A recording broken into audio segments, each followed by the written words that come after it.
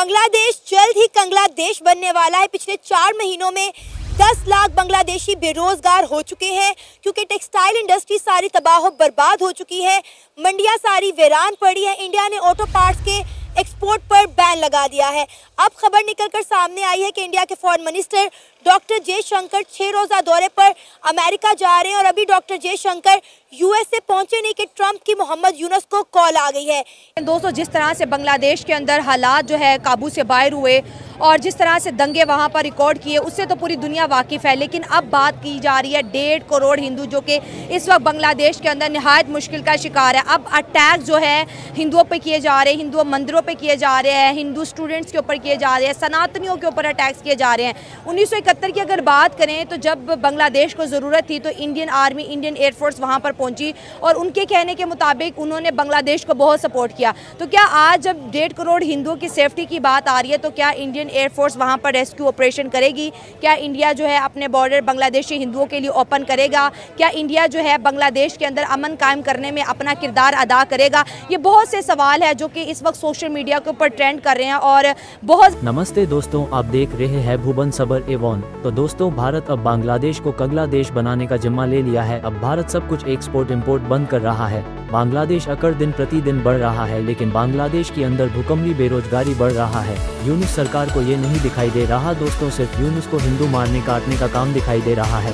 भारत अब नहीं रुकेगा दोस्तों, जो हो जाए बांग्लादेश को सबक सिखाएगा। तो आए देखते पाकिस्तानी पब्लिक का क्या कहना है। दिल्ली पुलिस ने एक बहुत बड़ा रेड कर दिखाया है जिसमें 1000 से अधिक इल्लीगल बांग्लादेशी इसको आइडेंटिफाई किया गया है और उनको अब अरेस्ट भी हुए हैं। बिल्कुल जा सकते हैं इंडिया के फेवर में हालात, क्योंकि अभी वहाँ कोई ना गवर्नमेंट बनी है, स्टूडेंट निकले जज्बे में है, उसके जज्बे का गलत यूज़ भी हो सकता है।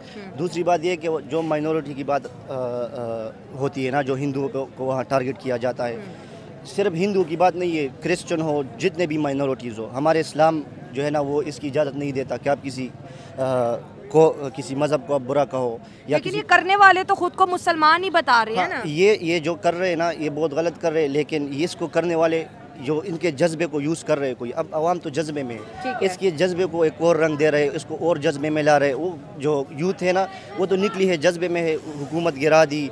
अब जो आर्मी वहाँ पे उस हुकूमत बनाना चाहती है उसको भी वो नहीं मान रहे।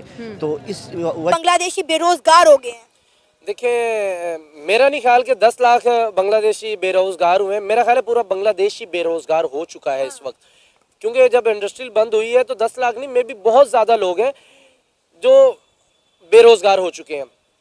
बेरोजगारी की हद ये देखें कि अब पैसों की बजाय बांग्लादेशी अवाम अपने घर में जो जिसको हम सोना कहते हैं, चांदी कहते हैं, वो स्मगल करना शुरू उन्होंने कर दिया इंडियन बॉर्डर के ऊपर।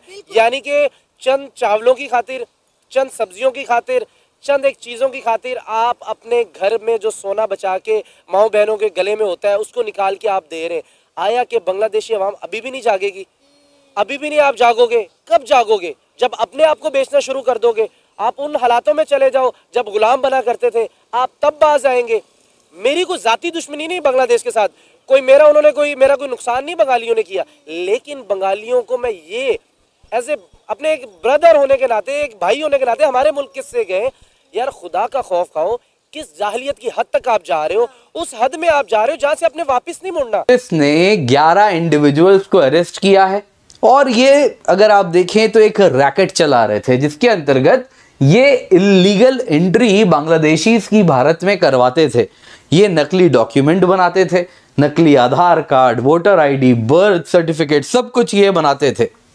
इतना ही नहीं, यहाँ पे जो अरेस्ट हुए हैं इसमें अगर आप देखें तो आधार ऑपरेटर्स भी हैं, टेक्नोलॉजी एक्सपर्ट्स भी हैं, जो कि फेक वेबसाइट्स का इस्तेमाल करते थे नकली डॉक्यूमेंट्स बनाने के लिए। अब दोस्तों यहाँ पे अगर आप देखें तो इनका तरीका क्या था ऑपरेट करने का, आइए ज़रा आपको वो समझाते हैं। देखिए, जो एक्यूज थे ये इल्लीगल इमिग्रेंट्स जो भी भारत आना चाहते थे उनको मदद किया करते थे, उनको कहते थे, रास्ता बताते थे कि कैसे इनको भारत पहुंचना है, बॉर्डर पार करना है। और इसके लिए बड़ा क्लियर कहा जाता था कि आप फॉरेस्ट रूट्स का इस्तेमाल करें, मेन रास्ता कभी भी अवॉइड करें, जंगल से आएँ और फिर ट्रेन पकड़ें और मेक श्योर कि आप बॉर्डर सिक्योरिटी मेजर को कैसे बाईपास करें, वो सारी बातें इनको बताई जाती थी।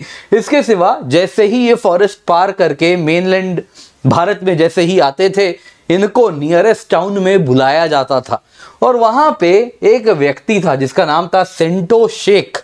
ये सेंटो शेख उनसे मिला करता था और इनको एक फेक आधार कार्ड और एक सिम कार्ड दिया करता था। एक